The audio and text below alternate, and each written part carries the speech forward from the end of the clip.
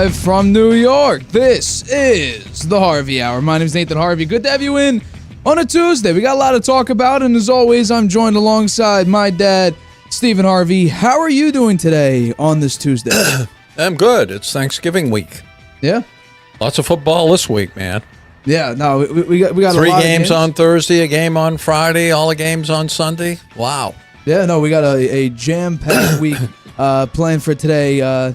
Jam-packed episode, I should say, for today. We're going to talk about last night's game. We're going to jump into that actually immediately because the Eagles in the Super Bowl 57 rematch were actually able to defeat the Kansas City Chiefs 21-17 on a drop by Marquez Valdez-Scantling. It was a beautiful thrown ball by Patrick Mahomes. Unfortunately, he could not reel it in. The Chiefs on the day actually had 4 drops, which is sort of a repeating theme this season for the Kansas City Chiefs. So I want to know, what's your overall reaction to the Chiefs falling to the Philadelphia Eagles on Monday?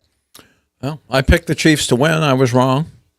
But they reinforced something I've been saying on past shows, that the Chiefs have an issue at wide receiver. They don't have the elite wide receiver like they used to have. Somebody you can really count on, somebody who can run way down the field and catch a long pass. They haven't got that. In fact, the drops that they have now are the most in the league. They have, 26 drops so far this season? It's unacceptable, particularly when you have a quarterback like Mahomes who's putting the ball right on their hands. And the second pass after that long pass that was dropped, on fourth down, he threw a 25-yard pass to the tight end, not Kelsey, the other guy, and went right through his hands. That would have been a first down, and they still had, they had under a minute left, but still they were well within striking distance of throwing a touchdown. So there's two muffs there on the last drive. So, and the Chiefs got offensive problems in the second half of the last 3 games. They haven't scored a touchdown. They haven't even scored. So they scored all their points in the first half last night, and didn't score again. And that's happened to them 3 games in a row now. Well, so that's my issue, is mostly with the wide receivers. Well, I'm going to correct something there. I think it was 84 who dropped that last pass. That's Justin 84, Watson. Right. Yeah, it wasn't Kelsey. Right, I know that. Right. Yeah. Justin Watson's a receiver. Used to play for the Tampa Bay Buccaneers with Brady. I think Brady attempted 2 passes to him throughout that first season with Tampa. They ended up being pick sixes. He was never part of that offense really after that. So receiver, not a tight end. But no, I agree there. You talked about the Chiefs. Yeah, their second half offense is actually the worst in the league. The first half, they're second in points per game, tied for third in total touchdowns. They're second in total yards per game and second in yards per play. That's in the first half. In the second half, points per game, last. Total touchdowns, tied for last. Total yards per game, 26th. And then yards per play, 28th in the second half. So the Chiefs have no second half offense. What? Why do you think that is, that they don't have a second half offense?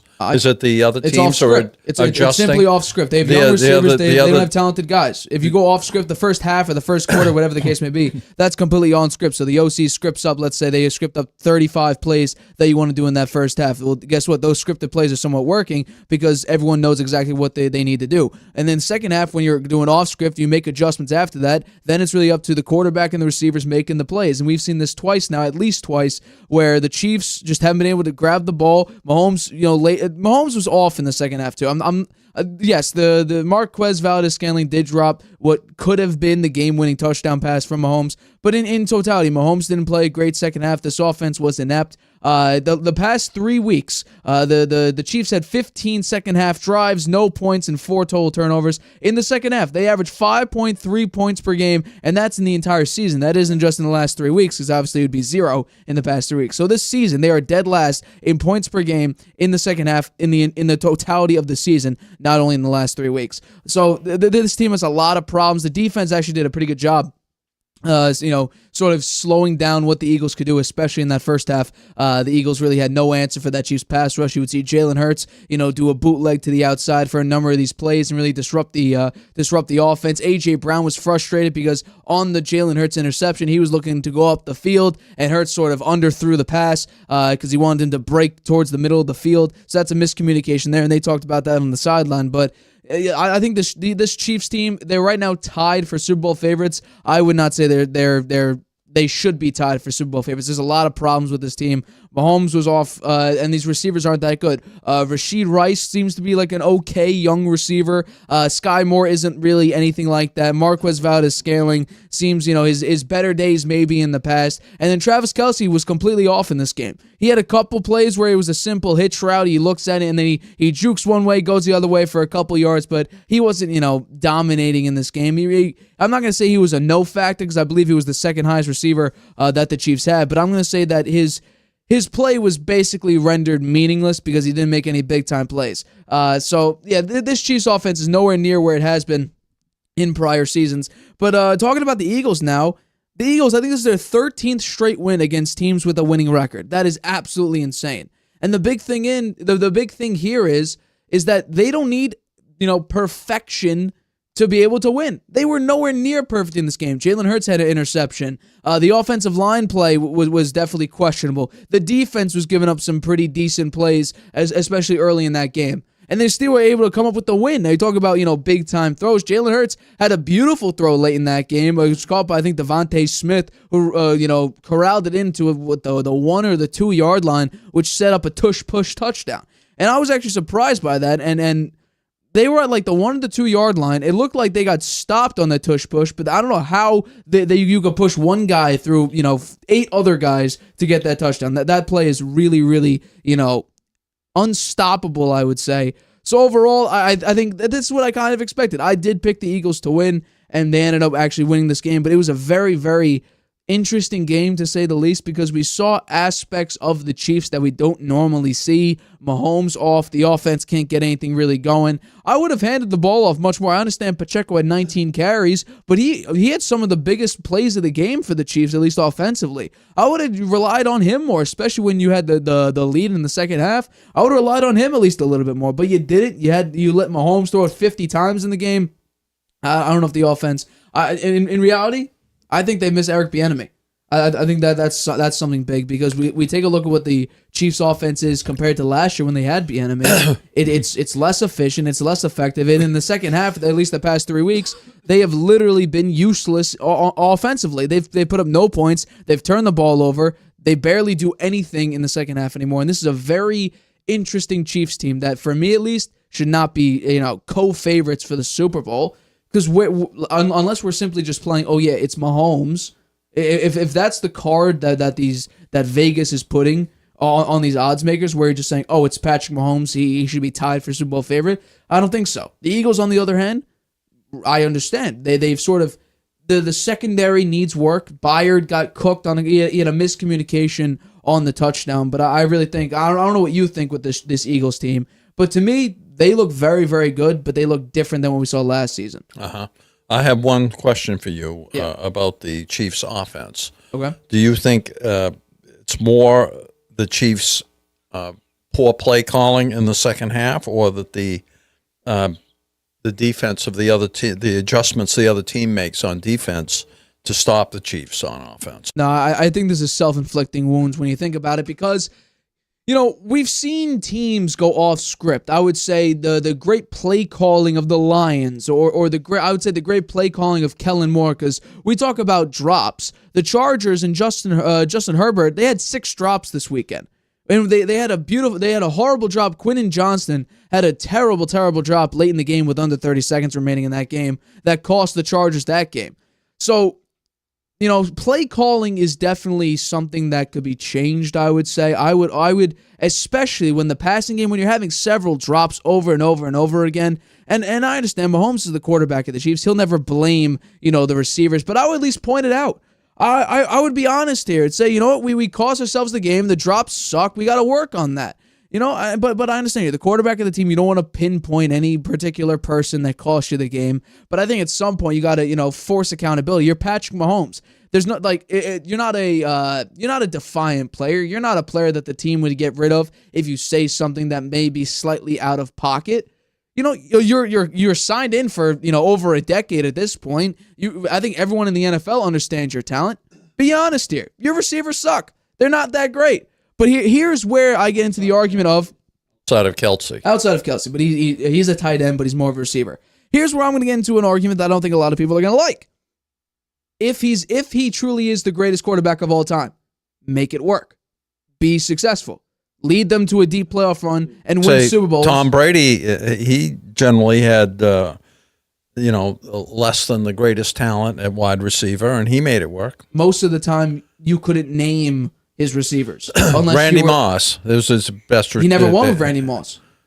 Never won. Well, they got to 2 Super Bowls with him there, right? They got to 1 Super Bowl. One was it 107? Yeah, he was gone. He was gone after week 4 in 2010. They had Deion Branch, but he's a nobody outside. I mean, well, he was pretty big then. Back then, in New England, he was pretty big. Yeah. In the NFL scheme, they had in the NFL scheme, the Patriots receivers wouldn't be wide receiver 1s on most teams.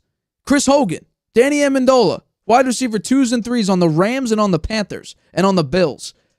Julian Edelman still would be a slot receiver. Wes Welker was a 1 on the Broncos, but one on the Patriots too. He was a 1 on the Patriots, right? But I'm talking about over the course of Tom Brady's career, you could barely name any of his receivers. And yet he made it work. He won Super Bowls with guys who were pushed out of there. He brought in a bunch of random people. Mahomes is going to be the greatest quarterback of all time. He has to do something similar. Right. And he better do it pretty soon too, because now their record is 7-3. Yeah. Right, and they're not in the first seed anymore. Right. So. I mean, that's because the Ravens are incredible. But when I take a look at this team, it's nowhere near the same offensively, obviously, and it's going to be very, very interesting to see just what they do with this Chiefs offense, because if it really can't get going, if it can't find a spark, then if you're going up against the Ravens or the Bengals, will be out of it. But any one of these top AFC teams, the Bills might be in there for all we know. The Dolphins may figure it out. I mean, what are they going to do outside of that? If they're playing against a really good team and their offense is still stagnant in the second half, thank God the Chargers suck. That defense can't get going. The Broncos, they're not. I guarantee they probably won't reach the Chiefs, but their defense has improved. Their defense has seriously improved. The Browns have a tremendous defense. The Steelers, their offense is anemic, and we're going to talk about that in a couple topics down the road here, but their defense is pretty good. If you go up against a really good defense and your offense is still terrible, or it's not the Chiefs' offense that we were expecting, a deep playoff run would be incredibly unlikely for the Chiefs. The Eagles, I think, yes, it was not an entirely ugly. It was not an entirely pretty performance for the Eagles to win this game. But I'm going to argue that this is the way the Eagles have been winning. They have been winning ugly. They've struggled with the Patriots. They've struggled with the Commanders. And we just saw the Commanders, how Sam Howell just played a horrible game against Tommy DeVito and that Giants team. Tommy DeVito completely outplayed Sam Howell. So the Eagles have been able to win very, very tough games. And it was only in the Super Bowl when Jalen Hurts had a horrible fumble late in that game that I believe got returned or was near returned. And then you also had that unfortunate holding call on James Bradbury that set up the game-winning field goal, I believe. I mean, those are soul-crushing, self-inflicting wounds. But they have been able to win without some of their top guys. I would say Dallas Goedert was out for this game. He's the third cog in that offense. I would say that they are in my mind now, a favorite to win the Super Bowl. They weren't before? No, I was picking the Ravens before to win. I didn't think the Chiefs, with the wide receiver issues, are going to make it all the way. But now, seeing the way the Eagles have played, and even on the games where they're not playing up to their best, they find a way to win. I think they're the best team in the NFL right now. Wow. Bold statement there. Bold statement. Who would you think is better? A healthy 49ers team. Healthy. That's the big thing there. Healthy. Because we saw when they were a tiny bit banged up, they lost one piece and another piece was slightly injured. And they lost 3 straight and put up only 17 points a game. And the defense wasn't that great. They look good on Sunday. They look phenomenal. They look really, really good. Brock Purdy looked really good, huh? They're healthy. Once again, you put any sort of unfortunate scenario on the 49ers plate, on that offense's plate, I still have questions about whether or not they can get it done. Because they haven't been able, it's crazy that team is so good. So if they can stay healthy, you think they're the best team in the NFL. They're the deepest team. They're the best team. You can't stop really anybody. You have Ayuk, you have Jennings, you have Kittle, you have Debo, you have CMC, all these pieces. Who's going to stop them? I have no idea. I really have no idea. All right, let's get into our next topic. Let's keep talking about quarterbacks because for the third time in his NFL career, Zach Wilson has been benched. Not only that, it was shocking. Robert Saleh, today at a press conference, announced a brand new quarterback, Tim Boyle. And this was his reasoning behind benching Zach Wilson in place of Tim Boyle. Just to give him an opportunity, a different style of quarterback. So really it's just to give him an opportunity to see if we can do something with the offense. All 3 will be up on game day. Trevor will be the immediate backup. So that's another thing. Zach Wilson won't even be the immediate backup to Tim Boyle. It will be Trevor Siemian, that's bad. That's pretty bad. I'm kind of surprised that Trevor Siemian isn't the guy they're starting. Tim Boyle has had 120 passes in the NFL, 73 completions. His quarterback rating is 50. His 3 touchdowns and 9 interceptions.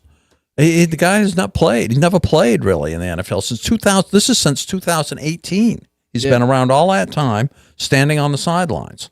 He's never really gotten into a game. He got 1 start, I think.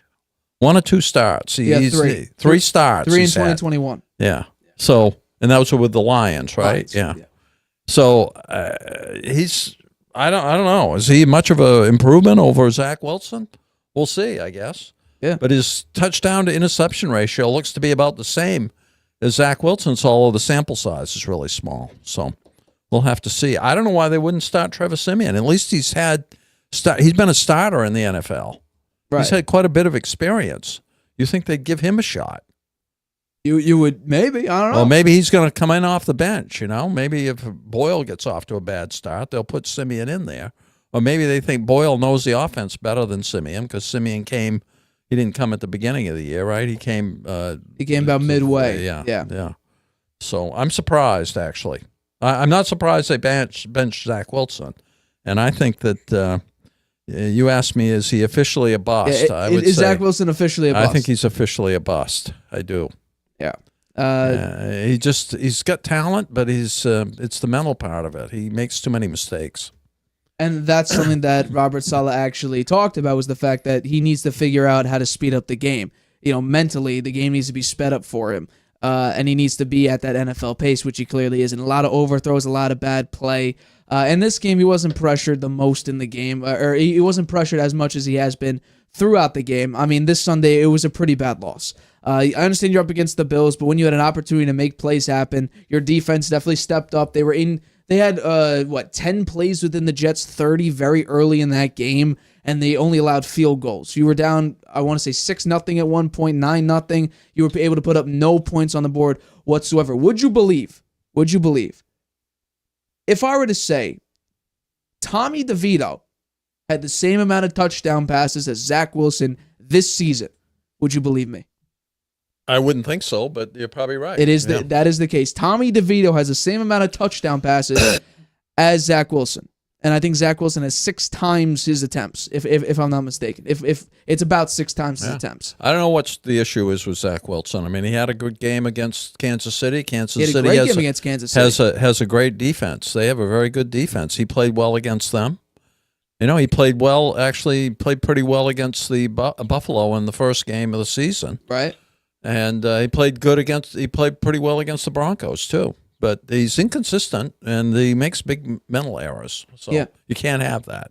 And their record now is what, 4-6, right? I believe so. Yeah. It's really unfortunate that it came to this, but you know, we saw Namath talk about this earlier this year. We had a topic about it where he was completely done with Zach Wilson. And I think that was a game or two before the Chiefs game. Looks like Joe Namath was right. Absolutely. Last year we talked about it. Zach Wilson got benched twice. How are you going to put him back in there? Now he got benched for a third time. I think Zach Wilson's time as a New York Jet. Yeah, I think it's over. His time as a Jet, I think, is officially over. I don't know how big his market will be. He'll definitely be a perennial backup, depending on if any team wants him. It really is a scheme thing. I don't think Zach Wilson was all that. He kind of reminds me of Johnny Manziel. Manziel had a pretty decent arm in college. He was explosive. He was a runner. He looked really, really good. He comes to the NFL, and it's slightly different. Johnny Manziel was a self-inflicting wound type of a thing, where he wasn't mentally prepared for the NFL. Zach Wilson just plays poorly. So I can't really say anything else about that. I mean, he played very, very poorly. He got benched 3 times. Turnover prone, not accurate with the football. Decision-making was off. And it's not fair to the rest of the team not to try something else. They got to try something else. I have to. I'm just surprised they didn't go with Simeon over Boyle. Because, as Saleh said, just to see, if anything changes with the offense. I mean, this offense has been terrible. and players have sort of spoken up about it. Now they really have nothing else to say because it's like, what can we do? We have Zach Wilson as our quarterback. That's all they could say now. They kept making excuses and putting stuff out there. Now, there's nothing else to say. I mean, they're so defeated through 10 games already because they haven't been able to do anything. I think Zach Wilson, I'll look it up right now, but if I'm not mistaken, Wilson's last touchdown throw was all the way back, he threw one today. But before today, his last throw was back against the Giants a number of weeks ago. Early November, late October was the last time he threw a touchdown, besides today. And by the way, I'll say this. He never completed a pass to a wide receiver. You have Garrett Wilson. You have Alan Lazard, who's a perfectly acceptable 2 or 3. And by the way, I just want to make this abundantly clear. Randall Cobb, like I said, maybe he played 10 plays in a game. He has been removed from the offense at this point. He's not doing anything. He's not getting anything. That. As could I. But people were saying, Randall Cobb and Rodgers, they're going to be on key, on tune. Rodgers didn't really play. They might have been. I don't know. I'm not entirely sure about that, but I mean, that's the whole reason Randall Cobb is with the Jets, is because of Aaron Rodgers. They never would have had those guys if it wasn't for Aaron Rodgers coming. Same as Lazard. He's there because of Rodgers. I guarantee you. And also they don't. The Jets appeased Aaron Rodgers, I think, way more than they needed. Yeah. To. Well, they don't. I don't think they think very highly of Lazard either. He's not that great. Yeah. He's not that great of a receiver. I think if we're talking about blame, because I do think there needs to be some blame going around. I think Robert Saleh himself is fine. He did what he got his side of the ball right. The defense is extremely good. He's the head coach, though. He has to be responsible for both sides of the ball. Right, but if you have a guy who's inept at playing his own position like Zach Wilson is, it's tough. And I'll give him this. He tried to get every ounce of Zach Wilson he could out of him. He tried to get the best quarterback he could possibly out of him. I think we seriously need to talk about Joe Douglas. He had one great draft, and that's the Sauce Gardner draft. He got Jermaine Johnson, Sauce Gardner, a number of key pieces, and especially on that defensive side. They got Zach Wilson at 2. Second overall from BYU. Why? It's Zach Wilson we're talking about here. And I talked about this. I didn't believe it myself, but just out of the case of being correct, in a mock draft, I had Zach Wilson going number 2. I don't understand why. They etched it in stone as early as I could possibly tell. Zach Wilson was their number 2 guy. You had Justin Fields. You had Mac Jones. You had Trey Lance. You couldn't get Trevor Lawrence because the Jaguars were horrible that year. You actually had an opportunity to be number one, but you won a couple games there. You pick Zach Wilson at 2 over Mac Jones, who I think is the only quarterback in college football history to have 40-plus touchdowns, 5 or fewer interceptions, and 4,500 yards. Only player in college. It's Mac Jones, then nobody else. You had Justin Fields, very similar skill set, mobile guy, great arm, Ohio State, a bigger college school than BYU is. You had Trey Lance, who went number 3 overall, but we saw him, very raw quarterback, but extremely talented. 6'4", 220, very mobile. And you picked a guy from BYU who has great YouTube highlights.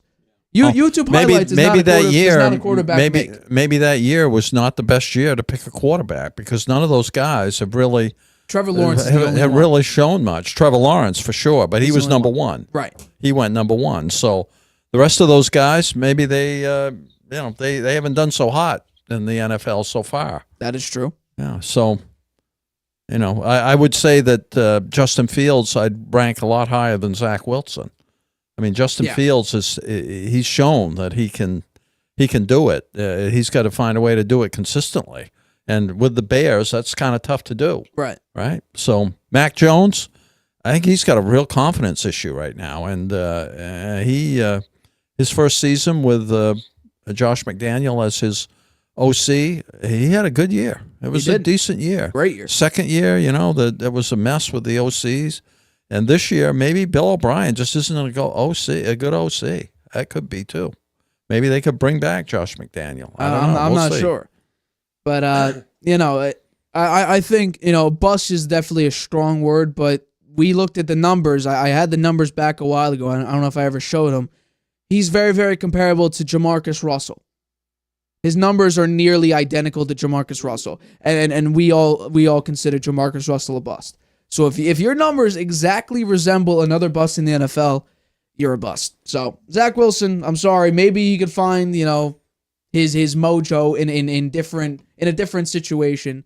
But yes, he's playing in a big market. He's playing under the brightest lights in New York, and where the most media are, most sports media, including us, are giving you a hard time. Right. So that's got to be hard on the psyche too. You got to be mentally tough to play in New York. And Zach Wilson maybe wasn't cut out for it. When you're a professional athlete, you have to be supremely confident in yourself. Right. Otherwise, you're not gonna make it because there's going to be plenty of criticism, even when you're an elite player. Right.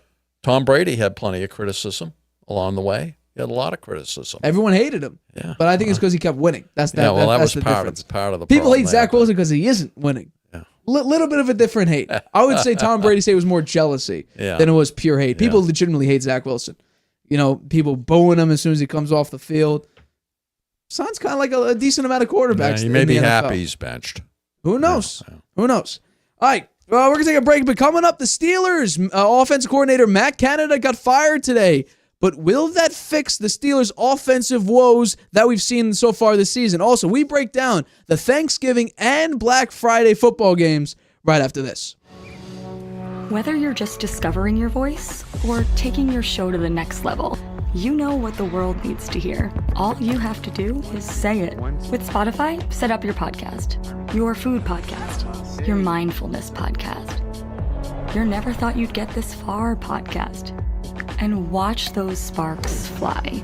I put a picture of the comment. Drop the episode anywhere people listen. And find out who they're cooking with. Where they're finding inner balance. And why they love your show. You're already a creator. Now you can create, connect, and get paid for your passion with one single free tool. Spotify for podcasters. Talk where the world listens. Using Wi-Fi without NordVPN could mean sharing your private stuff with more people than you think. Stay safe on public Wi-Fi. Get NordVPN's special offer and encrypt your internet connection. NordVPN. Online security starts with a click. Welcome back to the Harvey Hour. My name's Nathan Harvey. Good to have you in on a Tuesday. As always, I'm joined alongside my dad, Stephen Harvey. Let's get into our next topic here. So the Steelers We both picked them to win against the Browns because we thought DTR against that defense. We thought we'd probably see. We would probably want to see PJ Walker, and I assume that if DTR played poorly, Walker would be out there. Crazily enough, DTR played a pretty damn good game against this defense. So the Browns did get the win. And the Steelers, a lot of fans, I assume, are happy because this is what they were asking for. Steelers offense coordinator Matt Canada got fired today, and Mike Tomlin said that this was his decision. Didn't consult the owner, didn't consult anybody else. This was Mike Tomlin's decision about firing Matt Canada to try to get the offense going. I want to know, do you think a new OC will fix the Steelers' offensive woes? Maybe, but I doubt it. Okay. I think it's Kenny Pickett is the issue.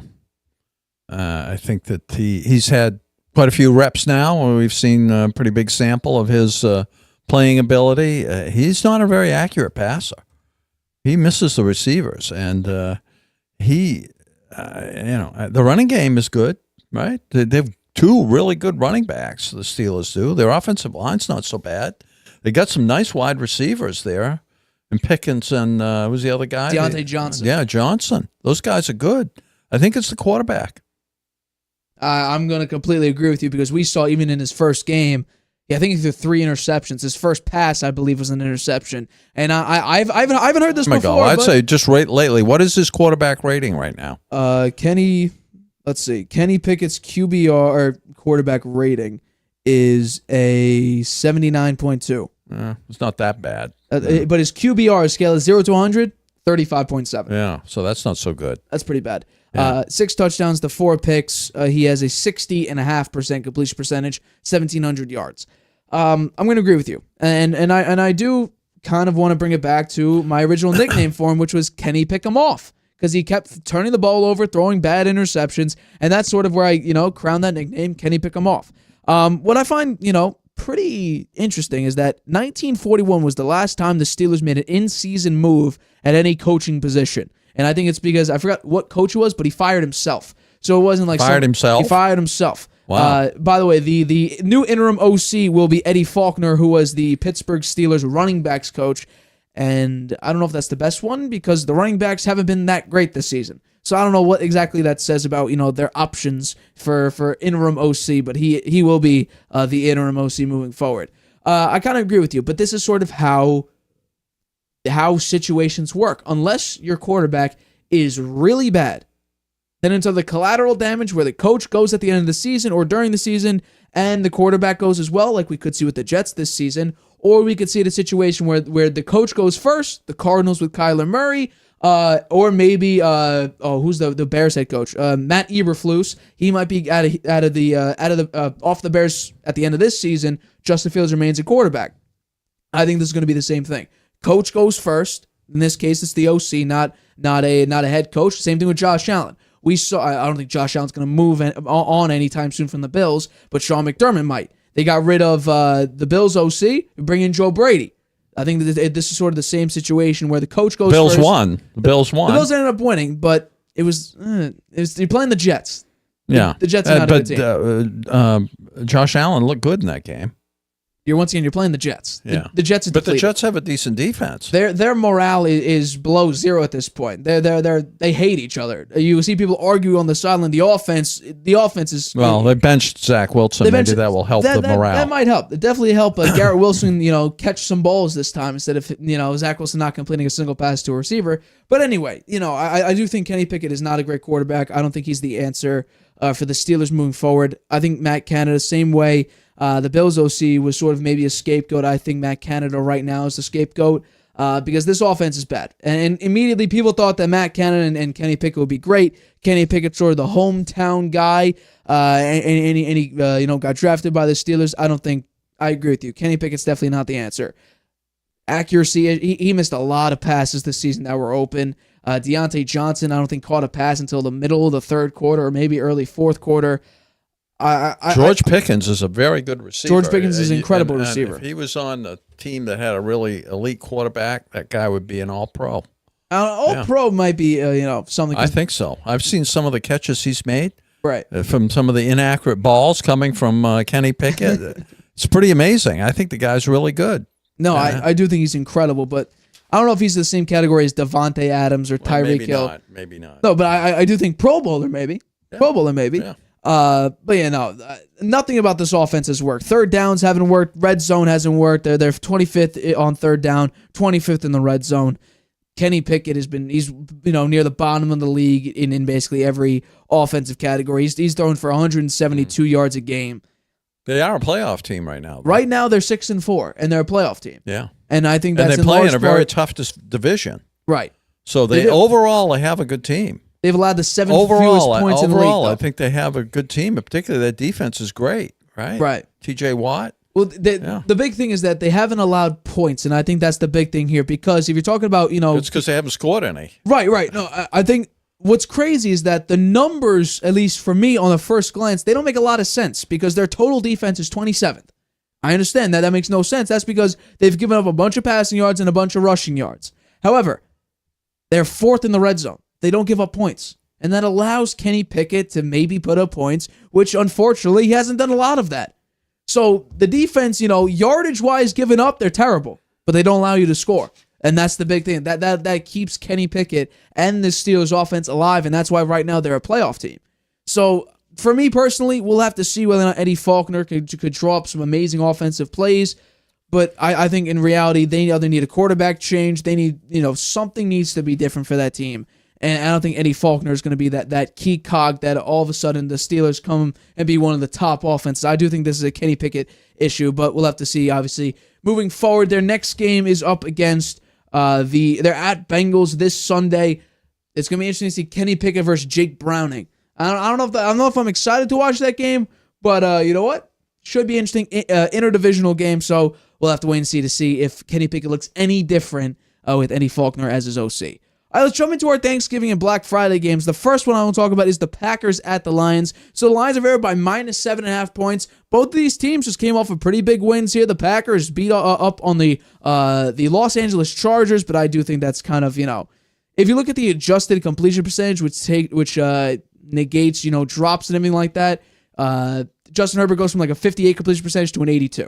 So you can really see he had 6 drops on the day, and the coach is going to be fired at the end of the year. If he isn't, serious issues there. The Lions coming off of a very, very close win, but you know what? It was an important win because it showed that they could, battle back and end up winning the game. They beat the Bears last week in Justin Fields' return game. So I want to know if we're talking about Thanksgiving, because this is a Thanksgiving game, which team will be thankful on Thanksgiving for this win? I think it will be the Lions, and I'd pick them with the 7.5. That's a pretty big point spread, actually. I think for a division rivalry where the Packers and Lions have played each other so many times over the years. They're a team that goes. Both teams are historic teams. They go way back to the beginning, close to the beginning of the NFL, and the Lions always play on Thanksgiving. Right, that's a tradition going back to when I was a little kid. I remember Milt Plum beating the Green Bay Packers in 1960, I believe it was. Wow! And in a blizzard, in a snowstorm, a huge snowstorm, and they pulled out the game. And the Packers, of course, were a great team back then. So there's a long history here, a lot of exciting games on Thanksgiving as well. I like the Lions. I'm not so sure about the point spread, though. I think I would say that the Lions aren't going to beat the point spread here. I think it's going to be a closer game than 7.5. I'm on the opposite of you. I think the Lions are going to absolutely smoke the Packers. Oh, yeah? The Packers got away with murder, basically, because Justin Herbert, his receivers dropped the ball 6 times. And one of them was on a beautiful thrown ball Jordan to Love Johnson. had a good game, though, right? He threw for over 300 yards. You're playing the Chargers. The Chargers have the worst passing defense in the league. I believe the they're ranked Lions' 32nd passing in total. defense isn't much better, right? The Lions are 16th in pass, so you have half, but they're 9th in total defense. So A.J. Dillon or Aaron Jones, they won't be able to run the ball that well because they are the 5th best rushing defense in the league. The Lions this season, they're 2nd in total offense. This offense is going up against a Packers defense, which largely has been underwhelming. Right now, they're 17th in the league, but they're 28th against the run, which is going to be big. I think David Montgomery and Jahmyr Gibbs, he's having a very, very great rookie season, Gibbs is. So I think they're going to run the ball very, very effectively. I do think the Lions are going to smoke them this time because I just think in totality, I understand the Packers have the 7th best passing defense. But I just think if you combine, David Montgomery and Gibbs' rushing attack, you open up play action. You got Amon-Ra St. Brown. I think Jameson Williams may be back, if I'm not mistaken. I could be wrong. But you also got Laporta, the tight end. He's incredible. You got a lot of pieces you can work with on that offensive side. A tremendous offensive line. I think the Lions are going to absolutely smoke the Packers. Personally, I think the Lions are going to smoke the Packers on Thanksgiving. You know what? I don't think they'll smoke them, but I do think that now, as I've listened to you, I'm going to say that they will cover. You're saying they will cover? I will cover. Yeah. Okay. I'm going to take that. I'm not. My intention is not to convince you. I'm going to circle it. Lions -7.5. But my job is not to convince you of anything. I like this game because it starts at noon. Yeah. And it's on Thanksgiving Day, and it'll be before we have our dinner.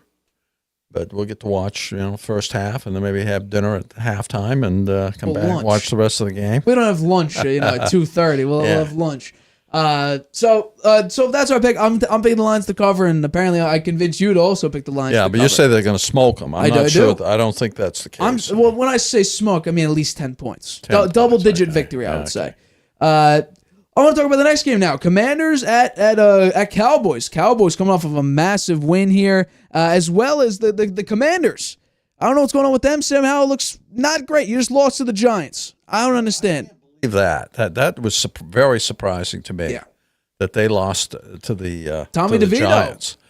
And Tommy DeVito, who's been Danny DeVito out there. Yeah, he's come up smaller than Danny DeVito. What were his stats in that game? Let me bring it up real quick. I think he had like over 270 yards passing. Sam Howell was 68.9% completion percentage, 255 yards, 1 touchdown, 3 picks. Tommy DeVito, 69.2% completion percentage, 246 yards, 3 touchdowns, no picks. Pretty what good. happened to DeVito? He suddenly awoke. He's an NFL quarterback. I don't know if I'm giving him that much credit yet, but yeah. Well, he was out there playing. He was out there playing. He threw 3 touchdown passes. Who else do they have? Matt Barkley? No, I know they don't have anyone else. So he is an NFL quarterback. He's out there playing. So Sam Howell, I'm surprised that he would lose to the Giants. It's very surprising to me. He has a problem with interceptions, right? He's thrown quite a few. He's got some great stats there on yardage. He's number one in the league. Number one in the league in yardage.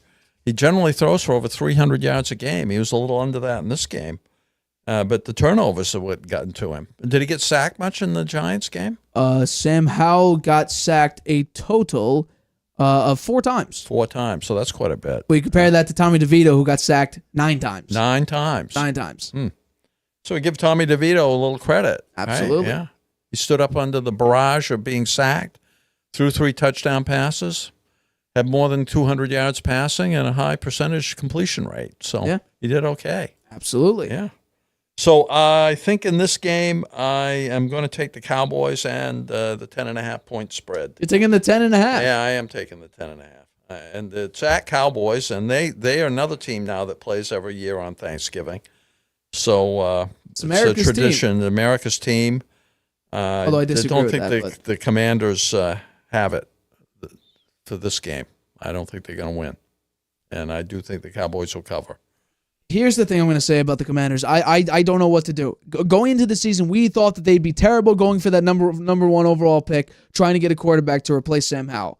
You see Sam Howell this season, number one in passing yards. He actually looks somewhat competent, or at least he looks significantly better. It could be a mirage based on expectations, where he might be overblowing it, kind of like Daniel Jones did last season. Blew expectations out of the water because he was so bad. We didn't really know what Sam Howell looked like. He hasn't been all that great. We sort of expected him. There was nothing really surprising. Then he plays very, very competently. He kept it very close with the Eagles both times, and we didn't know what to do. So in this game, I have no idea, because you did just lose to Tommy DeVito when the Commanders defense sacked Tommy DeVito 9 times. 9. You threw 3 interceptions, the last one being a pick 6. I have no idea how to pick this game. I am picking the Cowboys, obviously. The point spread, I have no idea. So I'm going to go out on a limb here. I'm saying Commanders cover. I don't love it. I may be completely wrong, but I will take the Cowboys to win, Commanders to cover. That defense, you got rid of your 2 best pass rushers, yet you got 9 sacks in this game against a crippled offensive line. I don't understand what to think of with this Commanders team. All I know is that you know what, Cowboys minus 10.5. I don't know what to think about this game. It's very, very. So confusing. you're saying the Cowboys won't cover? I know. I'm. Oh, you're changing your mind. I convinced myself while trying to speak it into being true that the Commanders would cover. That doesn't make any sense. I'll go Cowboys minus 10.5. I just can't. This team makes no sense to me based on expectations, but I have nothing else to go off of simply with the fact that the Cowboys crush bad teams. I personally think Sam Howell is for real. I do think he's not a flash in the pan. I think he's shown a lot. He's shown that he's tough. He's taken a lot of sacks this year and still been able to throw, be number one in the league in yardage. I do think he's, the comparison to Daniel Jones, I don't think really is a really good comparison because Daniel Jones handed the ball off to Saquon Barkley probably more than half of the time. He didn't have, he didn't throw the ball anywhere near the number of times that Howell is throwing it. Howell is throwing it as many as 50 times a game. So I think Howell is a real deal. I do think he's got to cut down on his turnovers. Fair. No, you make some good points, but I do think Cowboys. I don't know what to say about this game besides Cowboys cover. The Commanders confuse me, and I think that's just based on the expectations that I had for the Commanders going into the season and them not really blowing it out of the water, but definitely surprising me. But I'm trying not to get fooled here. I just think the Cowboys defensively, that defensive front is insane. Micah Parsons, I think, had 2.5 sacks last game, but that's what they do. Do I have the numbers in front of me? I do not, but I think they score like 40 points a game against bad teams, and I think the Commanders are close to being a bad team. They're not a great team. The Commanders' record this season is they are 4-7. You think Ron Rivera's in trouble? Yeah, absolutely. I do think he's in trouble. So I'll take Dallas to win and cover. Let's get into the last Thanksgiving game, which is the 49ers at the Seahawks. Brock Purdy looking to extend that dominant streak after playing very, very poorly for 3 straight games. The very, very great win over the Jaguars, and now going to play and then he plays the Buccaneers last week and takes care of them pretty handily. And now he goes and plays the Seahawks. The Seahawks are in a bit of a downtrend. They just lost to the Rams last week by 1 point. And so they're looking to extend the gap between them and the Seahawks with this game on Thanksgiving night. I want to know who takes the win and who will be thankful on Thanksgiving night. The 49ers win, and they will be thankful on Thanksgiving night, and they will cover at 6.5. I can't disagree with anything that you just said because they have their tools back. They're healthy. They're healthy. Look at Brock Purdy last week with all his tools out there, man. He looked like a world beater. Absolutely. He had... I don't know. He was well over 300 yards in the third quarter, I think. So, and what did he finish with what were his stats? I didn't know. I didn't see what he finished with. Last week, 333, 3 touchdowns, no picks. No, not bad. 84% completion percentage. 84%? Yeah. Wow. Not bad. Yeah. Yeah, you got Debo back out there. He's running around. CMC is your running back. Really good. Ayuk. He's incredible. He's very good. And Kittle. Kittle, your tight end. You got Kittle as your tight end. And Purdy is your quarterback, who I think is a very capable guy. I think he had a little lull there, but that's when they were banged up. So now they're back, and I think they beat the Seahawks, they lost last week. And it was too bad that the quarterback got hurt there.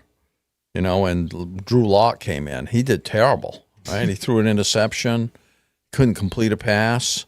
That's what turned it around for the Rams when Drew Lock came in. And when, tell me who it is, the Seahawks first-string quarterback is? Geno Smith. Geno Smith came back in, even with his arm banged up. He was moving him down the field. But he just he couldn't. Time ran out, so. It's unfortunate for the Seahawks. They could have won that game. I'm going to pick the 49ers here, and I think it's what I was talking about earlier. They're healthy. When they're healthy, they're a very, very near perfect team. Brock Purdy, when the team is healthy, is their weakest link. And when your quarterback is your weakest link, that says actually a lot about your team. Because that means your team, although the team is horrible all around, and your quarterback is like a Zach Wilson where he's just terrible, or it's Tommy DeVito where he's a third-string backup, still living with his parents. In this case, you have such a great team parents? He's still living with his parents, yeah. Yeah, that was the big thing. I think 2 weeks ago he mentioned that. So I'm giving it to the 49ers. They will cover. A 6.5 is shocking to me over a Seahawks team that has seemingly declined since last season. They got crushed by the Ravens. They barely beat the Commanders. They barely beat the Browns. They had a 10-point win over the Cardinals, but that was the pre-Kyler Murray Cardinals. They lost against the Bengals when Joe Burrow was very early in his recovery process. I don't trust this team. So I'm saying because the 49ers are healthy, because the Seahawks have declined a little bit, their defense is 23rd in the league. They're only 18th in offense. They were top of the league or near top of the league last season offensively. The exact number actually is 13th, but they were the 11th best passing team in the NFL. This season, Geno Smith is the 13th. So it's a little bit of a dip. I just think because the 49ers are so healthy, a couple weeks ago, 2 weeks ago, if you said right now, 49ers Seahawks, I would be inclined to at least say the Seahawks cover. In this case, I'm saying nope, 49ers win and cover the point spread. Now let's talk about the first Black Friday game the NFL has ever had, and that is the Miami Dolphins. What? Why are they having a Black Friday game? More money. Eventually they're going to have a game every day of the week. I don't know if that's even possible, but I wouldn't mind that. I wouldn't mind that, seeing football every single night. That's just me, though. But yeah, no, it is the Dolphins at the Jets. The Dolphins are 9.5-point favorites.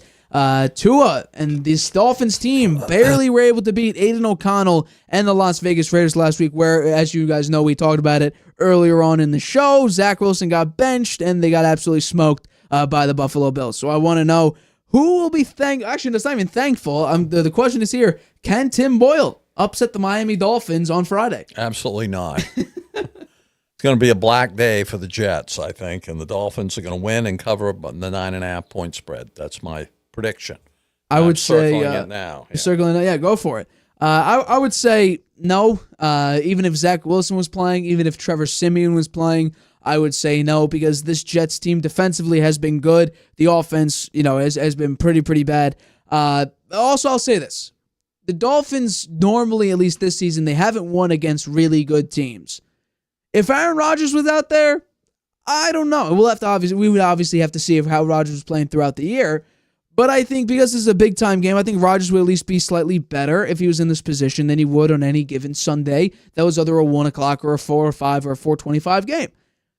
But I think just because the Dolphins, they're on a little bit of a downturn right now. They're not as dominant as they were coming out of a bye. They barely beat the Raiders. I will take them to crush the Jets. I said that the Lions would smoke the Packers. I think the Dolphins are going to pummel the Jets. I say this is at least a 2-touchdown, meaning 14-point or more win. I just really can't see. I understand they have Sauce Gardner out there. He's going to probably get Tyreek Hill, but you also have Jalen Waddle you got to worry about. You got Raheem Mostert in the backfield. You have Tua using his legs. You got a couple pieces there, and I think the defense of the Dolphins is getting slightly better. You're up against Tim Boyle, who hasn't played much NFL. He started 3 games. I'm taking the Dolphins to win and cover. Like I said, pummel the Jets, cover the 9.5, obviously. So that wraps it up for our Thanksgiving and Black Friday picks, and that also wraps up today's show. It's a pretty quick one now. We got, 51 minutes that we have so far? Oh, we got 9 more minutes to talk about something. Do you have anything you want to talk about? I do. Sure. I want to know what the Giants' remaining schedule is. The Giants so far Do you think they'll beat the Patriots this weekend with Tommy DeVito at the We'll talk about that on Friday. I'm not giving anything away. Okay. But they do play the Patriots. Then they have their bye week. They have a Week 13 bye. Then they're home against the Packers, at Saints, at Eagles, home against the Rams, home against the Eagles. 2 games against the Eagles. Yeah. They're not going to win those. Absolutely not. Yeah. Probably not. So they don't have a chance to get to better than 500. Oh, they're not. They have to win the rest of their games to get to better than 500, right? They're 3-8 now. They're 3-8 right now. Yeah. You need to win. Yeah, you need to win all of your games to be 1 game above 500. Yeah. So, I mean, that's definitely something that Giants fans don't want, because you're trying to get either a better quarterback or Marvin Harrison Jr. or someone like that. I assume you probably go quarterback because Daniel Jones went back to being who Daniel Jones was. Yeah, well, they got 3 wins now. That's going to be tough for them to get one of those players, I think. Right? Well, I mean, there's so many good quarterbacks in this draft. They got the Panthers look like they might have the first pick again. Well, it would be the Bears' first Bears pick. will get it. Yeah. Okay, well, the Bears, they definitely will use it, I would think. Hey, I think they may trade back. You think so? Yeah. I do think a couple teams, maybe like the Giants, but then I would say if the Giants... Are there any great defensive players or great offensive linemen or great... There's Marvin Harrison Jr. Marvin Why Harrison wouldn't the Jr. Bears... Why would the Bears take him at number one? That's what I'm being hopeful here, and I'm sort of being biased towards because I want the Patriots to get him, but I do think if they're going to keep that first overall pick, and if Justin Fields doesn't absolutely suck the rest of the year, I think they would get Marvin Harrison at the first overall so pick. They would use that pick. And then who would be number two? What's the next? Number two would be the Cardinals. Okay. They're probably going offensive line. I believe there's a really, really good offensive lineman from Penn State.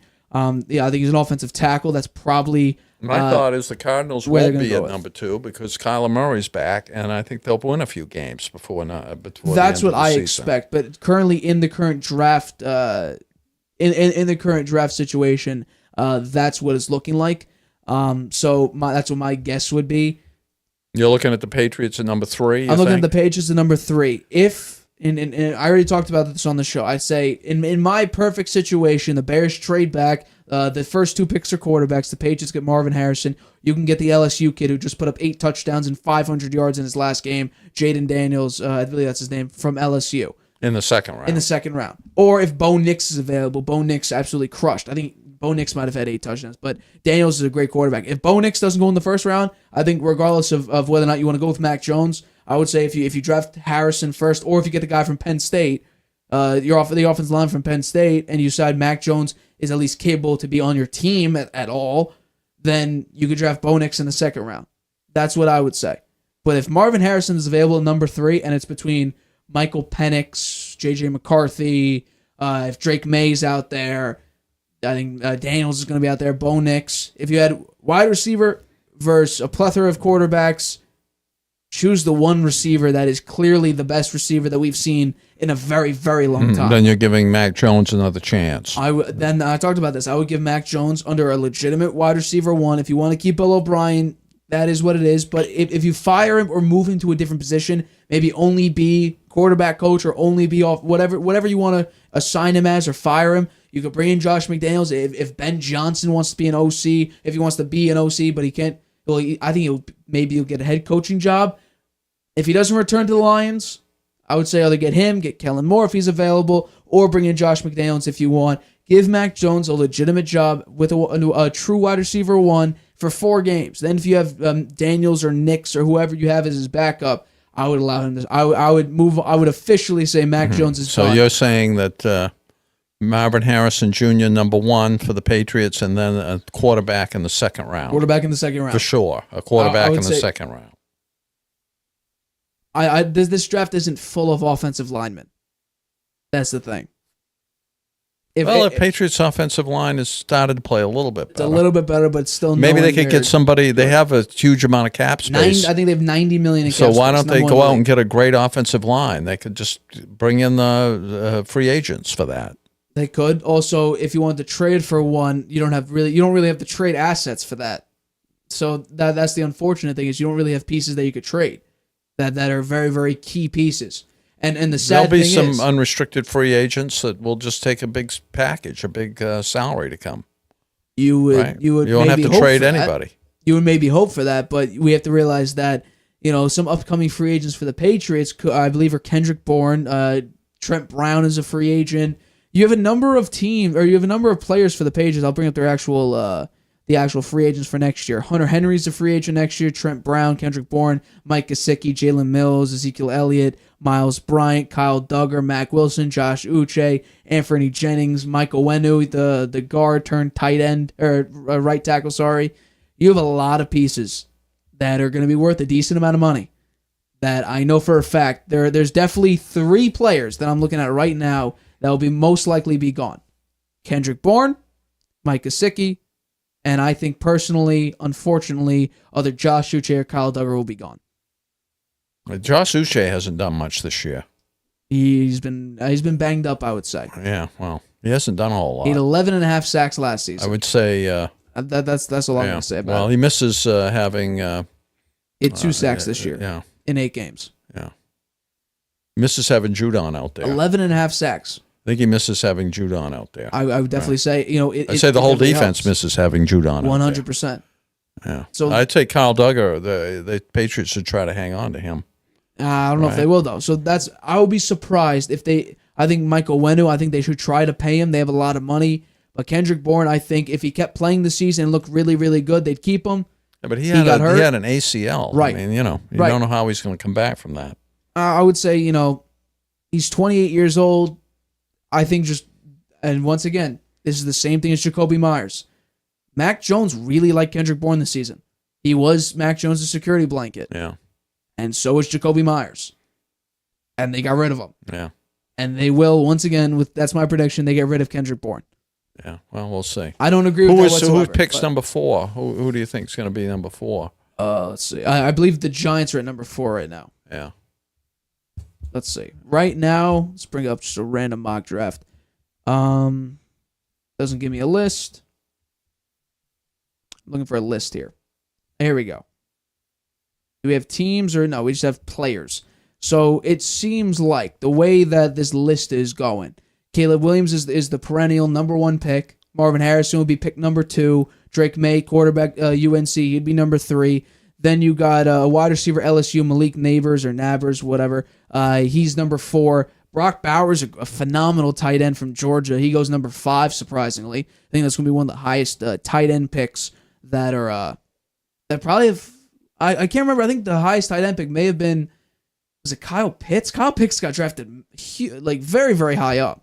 But apparently in this mock draft that I'm looking at right now, that was 4 days ago, the Giants trade up to the number 2 spot and get Marvin Harrison. Caleb Williams goes 1 to the Bears. I don't know why, but who knows? They may get off Justin Fields. I'm not entirely sure.